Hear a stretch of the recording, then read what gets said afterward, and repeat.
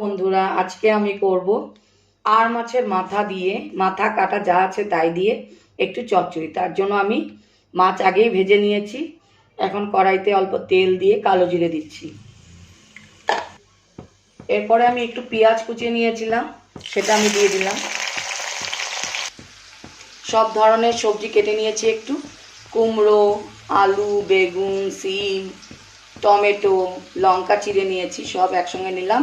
পেঁয়াজটা ভাজা হয়ে গেলেই আমি তাতে দিয়ে দেব।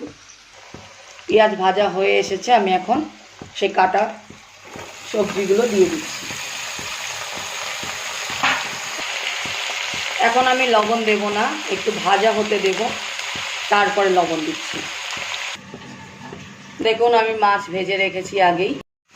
ঢাকনা খুলে দেখলাম একটু ভাজা ভাজা হয়ে এসছে, জল শুকিয়ে গেছে। সবজির থেকে যত জল বেরোচ্ছিল সব শুকিয়ে টেনে এসছে। এখন এই পর্যায়ে এসে আমি হলুদ, নুন, একটু জিরের গুঁড়ো দিয়ে দেবো।